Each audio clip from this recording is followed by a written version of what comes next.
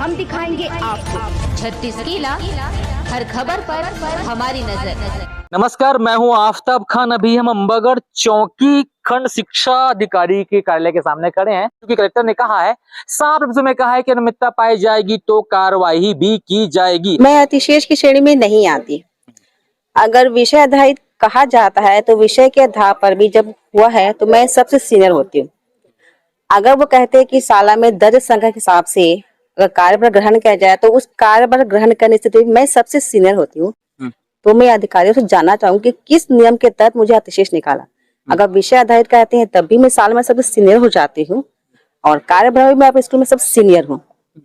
तो किस नियम के तहत मुझे अतिशेष में निकाला गया, मैं जानना चाहूंगी। और इसी आधार पर मैंने दावा आपत्ति किया है, जिसके बाद कहा गया था कि समाधान शिविर सुनवाई होगी, लेकिन सुनवाई तो नहीं, बस कहा गया कि डॉक्यूमेंट जमा कीजिए और जो भी सुनवाई होगी जिला से समिति, तब हम अब जो भी मेरी समस्या है जानना चाहूंगा उसका समाधान होगा। मैम, जैसे वहाँ आपके स्कूल में कितने शिक्षक कितने होते, तीन कितने? वहाँ एचएम को मिला के हम लोग 4 टीचर हैं सर। अच्छा, तो उसमें से एक अधीक्षक हो।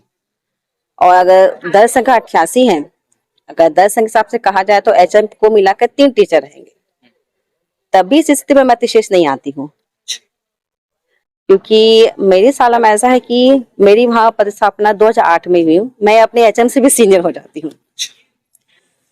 और सब्जेक्ट में भी कहा जाए तो मैं सब्जेक्ट में भी कहा गया है कि अगर एक ही विषय के 2 टीचर हैं, जो जूनियर है उसको अतिशेष माना जाएगा। वो कंडीशन भी मुझे पर लागू नहीं होती है। इसके बावजूद भी मुझे अतिशेष करके निकाला गया है।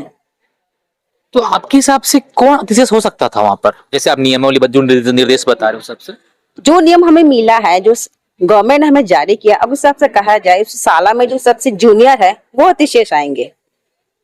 जूनियर है कौन? अब ये तो हमारे जो अधिकारीगण अच्छे से परिचित है। अगर मैं नाम लेती तो कहा था कि पर्सनली बता पर नहीं, कोई तो शिक्षक नहीं हुई, चूंकि ऐसा नहीं, हम ये नहीं बोलना चाहिए कौन है करके, हम जानना चाह रहे हैं कि 4 लोग शिक्षक कर रहे हैं, अतिशेष कोई अगर निकलते हैं तो आप लोग को तो आप लोग एक आंकड़े निकाले होंगे कि इस हिसाब से ये अतिशेष हो सकते हैं शायद। तो आपको क्या लगता है, अगर आप अतिशेष नहीं है तो कौन हो सकता था अतिशेष? अभी 2024 में नई पदस्थापना हमारे स्कूल में ये हिंदी सब्जेक्ट को लेकर, जिसमें श्रीमती दिव्या मैडम आई हैं। तो अगर 10 संख्या हिसाब से कहा जाए तो वो जूनियर है तो वो निकलेंगी। और विषय के हिसाब से? अगर विषय हिसाब से कहा जाए तो वहाँ मैं और एक एसके कंवर है तो वो जूनियर हो जाते हैं। तो नियमता हाँ वो मुझसे जूनियर हो जाते हैं। तो विषय में वो मुझसे जूनियर हो जाते हैं तो वो निकलेंगे। मतलब दर संख्या की बात करें, विषय की बात करें, ये स्कूल की बात करें, उसमें आप कहीं भी कनिष्ठ नहीं हो रही हैं? नहीं हो रही, बिल्कुल नहीं हो रही जी, बिल्कुल। अगर कहा जाएगा कि एसके कंवर सर प्रधान पाठक है तो यहाँ नियम में कहीं भी ऐसा नहीं है कि प्रधान पाठक को अतिशेष घोषित नहीं किया जा सकता, क्योंकि नियमता भी प्रधान पाठक को एक शिक्षक की पद माना गया है जी। अगर मैं भी एक शिक्षक हूँ, अगर उनको शिक्षक माना तो इस स्थिति में भी हम विषय के मामलों को लेकर मैं सीनियर हो जाती हूँ। तो ये नियम दोनों पर लागू होना चाहिए। सारी कंडीशन में आप अतिशेष नहीं होती? सारी कंडीशन में ऐसा कि मैं अतिशेष नहीं होती। कहाँ भेजा आपको अतिशेष करके? मुझे माध्यमिक शाला पेंदल को ही।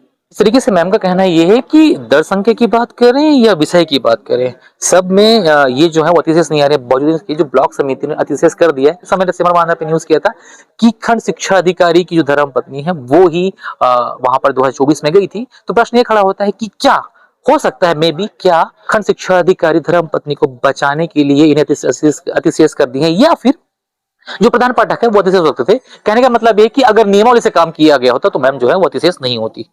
सहयोग के साथ मैं आफ्ताब खान, अंबागढ़ चौकी। हम दिखाएंगे आपको 36 किला हर खबर पर हमारी नजर।